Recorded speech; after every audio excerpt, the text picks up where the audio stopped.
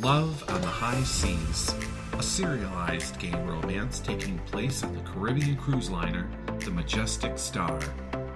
Follow along with me as I take everyone on an epic adventure with love, murder, and mystery. Penned by Ryland Mason, narrated by me, Brian Shepard.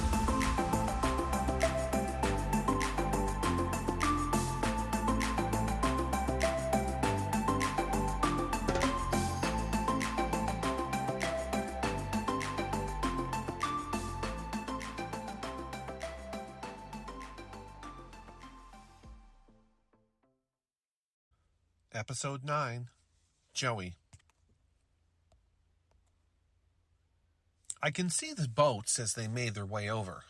Shillings and myself were ready to greet and assist the Port Authority as they boarded the ship.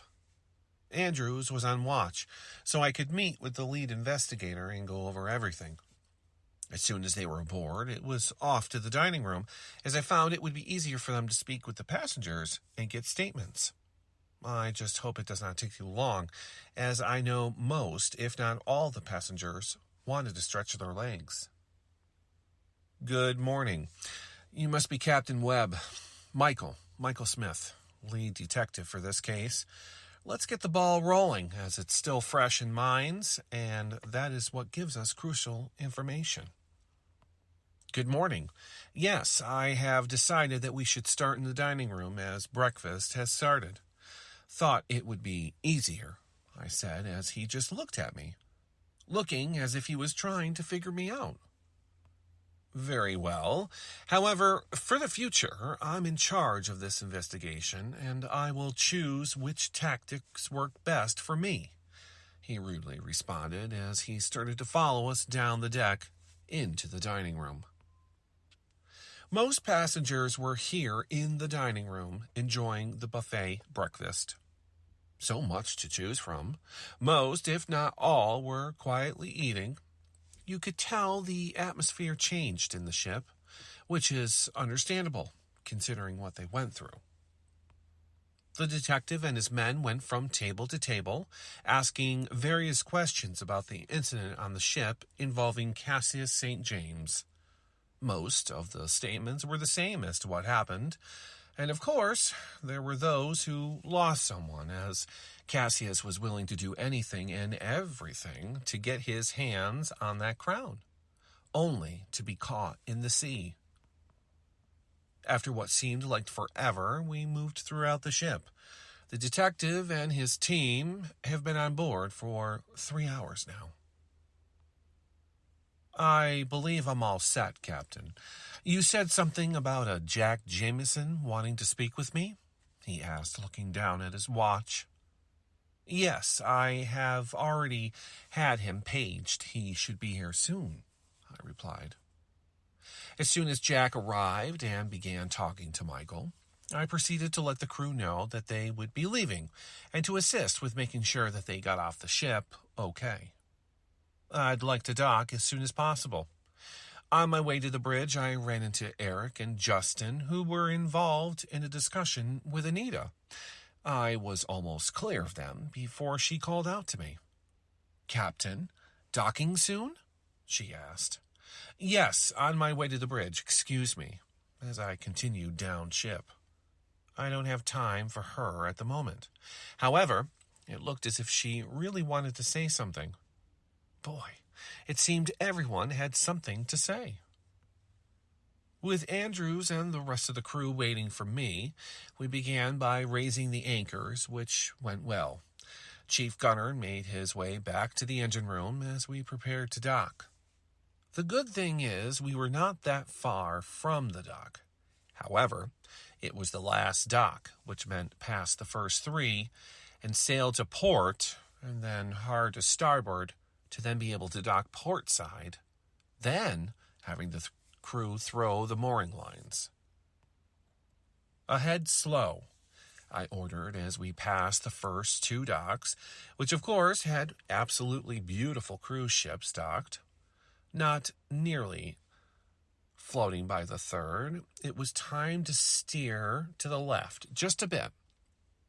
Dead slow, 5 degrees to port.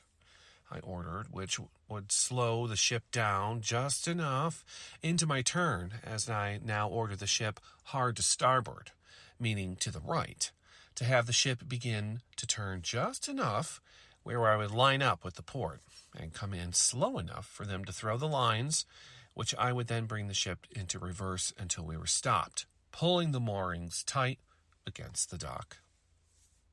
Well, I consider that a success. Now I just need to make yet another announcement and then secure the bridge before I can make my way to the main lobby to see the passengers off the ship. Good morning, ladies and gentlemen. This is your captain speaking. We have now arrived in the beautiful Port-au-Prince. We have been given clearance by local authorities, and guests can proceed to disembark the vessel at this time. Thank you. Now that the bridge was secure, I started to make my way to the main lobby. Shillings should already have the doors open, as the gangway was set in place. Passengers were getting ready to disembark and enjoy the couple of hours they have while the ship undergoes a deep clean and resupplied. The owner came through as the team from hospitality was waiting on the dock to board. They should be boarding through the maintenance access door. Reaching the main lobby, I happened to run into Chance, who seemed to be waiting with Christopher. Good morning, Chance. Christopher, how's the arm? I asked, as he seemed to be okay. Arm is good. Thanks, Joey. I believe Jack went ahead to the police station to inquire more about Cassius, so I decided to grab this guy and drag him around town, he said as Chance just laughed and rolled his eyes. Christopher, I don't recall the conversation happening quite like that. Good morning, Joey, Chance replied while looking back at me. Hey, hopefully we can catch up. There's something I wanted to talk to you about. I know you're busy running the ship, so no rush. Adding, well, I'm sure I'll see you, as they started to walk away and off the ship. Absolutely. Have a great day, mate, I said as I just watched as he walked away with Christopher. Hopefully to enjoy the day and the sights. I wonder what he needs to talk about. Funny, I also need to talk to him. I'm still trying to figure out what he was going to talk about yesterday. Just then, Shillings tapped me on the shoulder as I was walking out of the lobby. Captain, it seems we have a passenger who booked a return trip with us. I don't remember us taking on more passengers, yet I don't know how you will respond after you see who it is, he said, giving me the not going to be impressed look.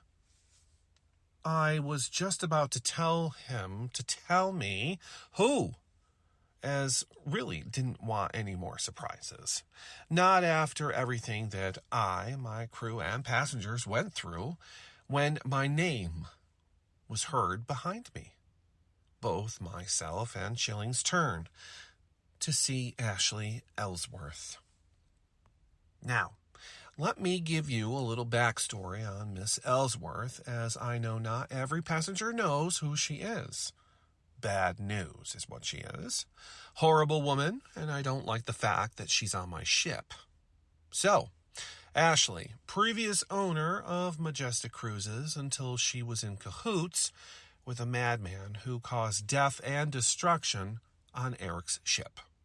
She wanted to claim the insurance money, as she wanted the ship sunk, while Divine tried to get revenge on Eric.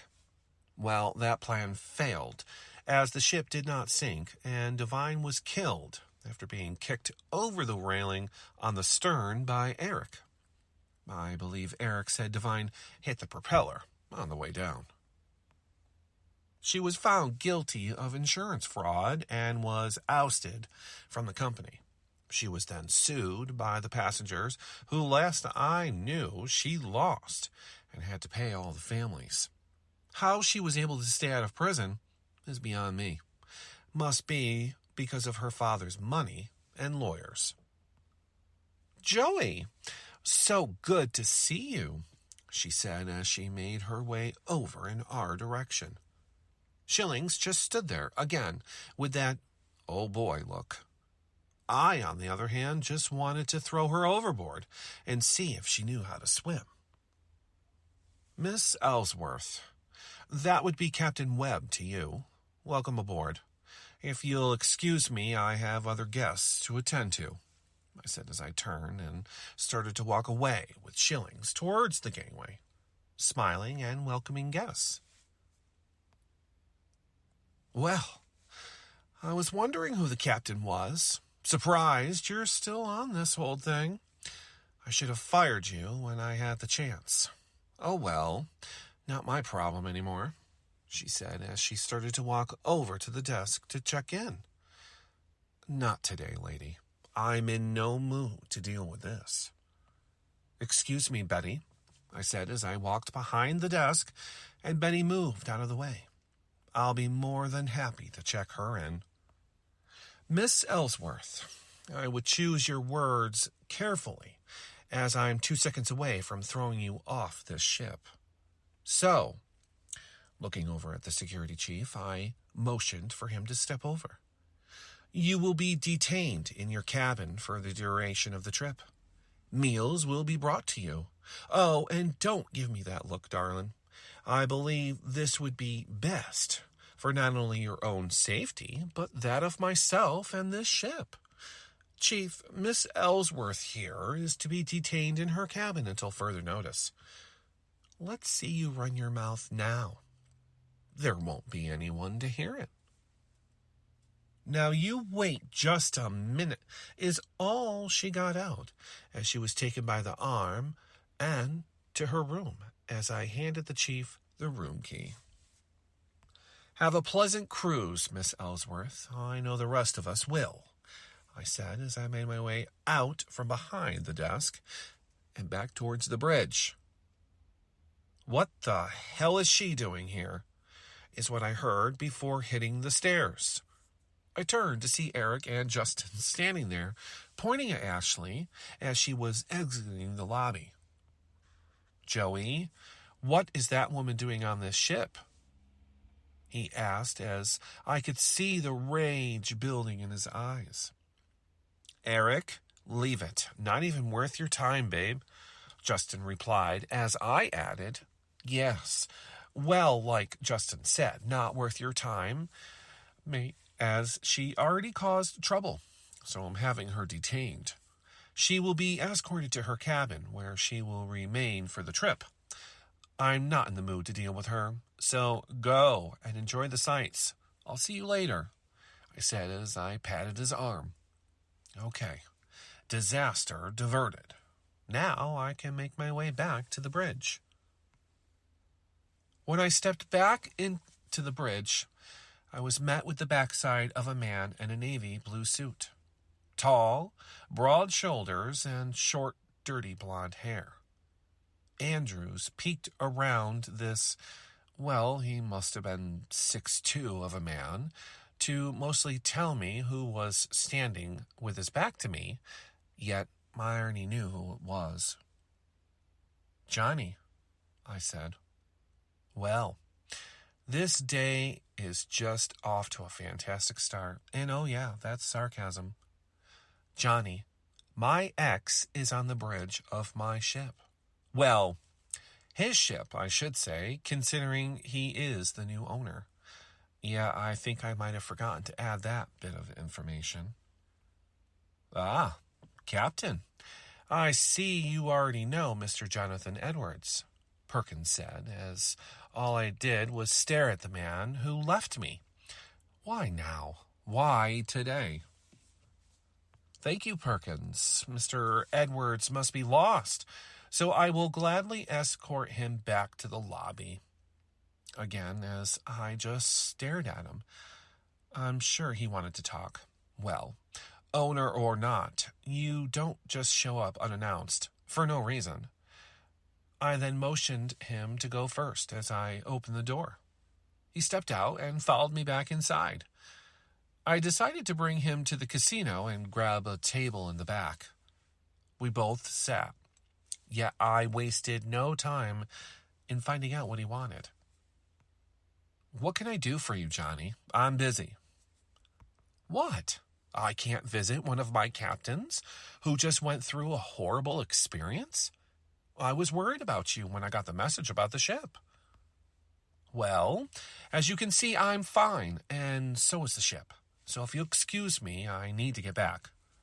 I stood up from the table and was about to walk away when he grabbed my arm. "So, what, that's it? I don't get another chance? Have I not proven that I wanted to fix this? I come all the way down here to make sure you're all right, and you're sending me away? May I remind you, I also own these boats," sounding angry. "That's just it, mate. There's no fixing this. You left me. So, again, I'm fine, and so is the ship," I said, pulling my arm out of his grip. "I'm not about to go into everything. I just wanted him off the ship."